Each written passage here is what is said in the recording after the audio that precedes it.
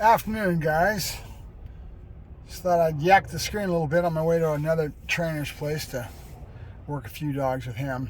Thought I'd kind of go over a little bit about the Cesar stories again. Should be doing it on a way back Thursdays, but you know how it is. I just get a wild hair.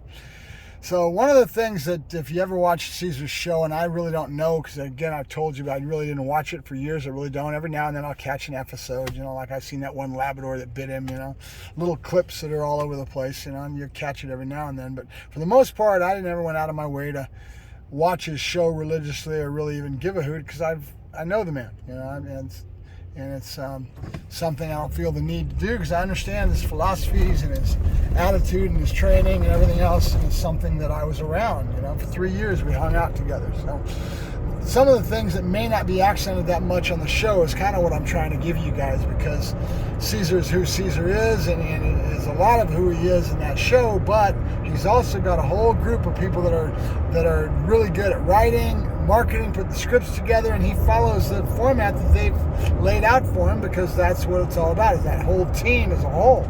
He's only one part of that team, right? So one of those things that Cesar really kind of hit me with as we were hanging out together, and was a part of his whole flow with what he was doing with the pack, was fulfilling the dog's psychological needs within the pack structure, right? And what did that criteria come about? What was it all about, right? Well, one of those main things was travel, because packs travel 50, 100, 150 miles a day. They may travel and have a very wide range that they travel as a pack, and that's part of their lifestyle. Traveling together is something they do. Hunting and going out and getting their game and all that they've got to cover a wide area that's their territory, right?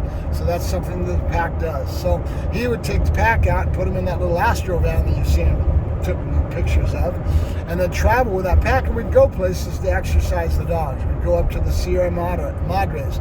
We'd go up into the Hollywood Hills. We'd go a lot of different places. Like I've said before, that there was people that were affluent, and that's what he was after, right? So that was one aspect to fulfilling the dog's psychological needs. Travel with the pack, exercise, and fulfilling that part of the pack interplay, as far as the pack traveling down the road, right?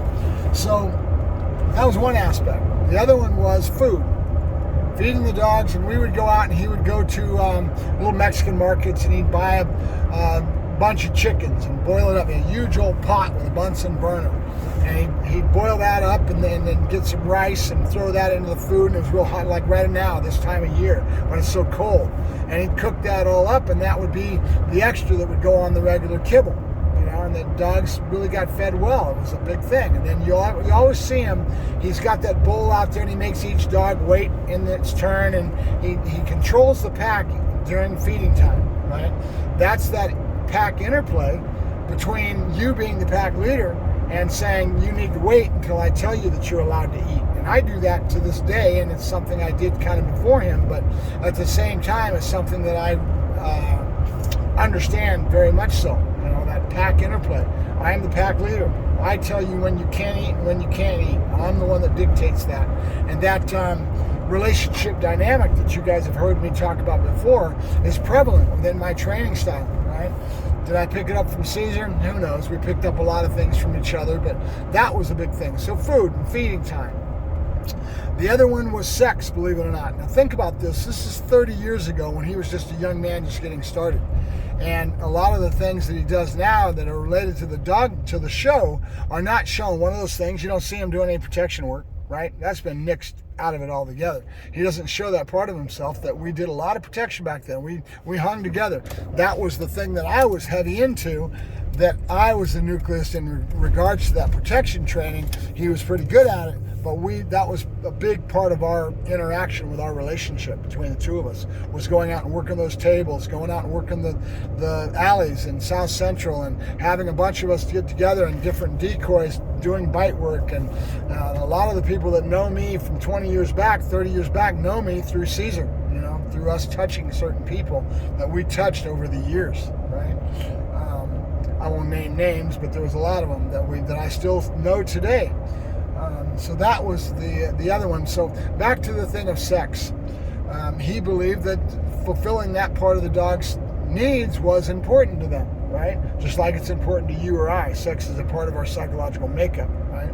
So that being the case, that no longer is even mentioned in the show, but there were some things that went on that he made sure that was fulfilled in the dog's psychological needs, right? Exercise, getting the dog stimulated, mental stimulation towards exercise. I told you about that little ball game that he had where you throw the balloon up, dogs would start, and then you bounce that balloon and dogs would be bouncing, going crazy. The whole pack was going after it. Or him running over the bales, those bales of clothes that I mentioned on that last one that I did, where the dogs are, that's mental stimulation and exercise with the pack as a whole, following the pack leader and getting stimulated towards this pack interchange. And that was done right in the yard that we had there in South Central. So that was a part that he really believed in. So those main things, 3 or 4 or 5 things that were really critical to him in regards to controlling the pack and fulfilling the dog's psychological needs within pack structure, right? So that's, and then the other thing, he believes in the pack. That came from him starting his whole thing with the dog walking, and then knowing that he went out. He was probably one of the first people back then that ever was running a pack in that large of a magnitude, right? Nowadays you see guys in New York are doing it, and you'll see these dog walkers and they have a whole pack that they've got, right? So they've picked up on that. But Cesar was really the originator of it. He really was. There was not very many people that would ever take a whole pack of dogs like that and put them together, right? So that's pretty much it for today. I've got other stories to tell, but I just wanted to kind of give those accent points of some of the interaction that me and Cesar had when we were doing our thing, right? Traveling all over the place in that little Astro van, all the dogs in the back, and then getting out, and then people's jaws would just drop, right? So I thank you very much. Talk to you later. This is Mark Farashi with Protect Dog Training, signing off with the Cesar stories. Have a good day, guys. Bye-bye.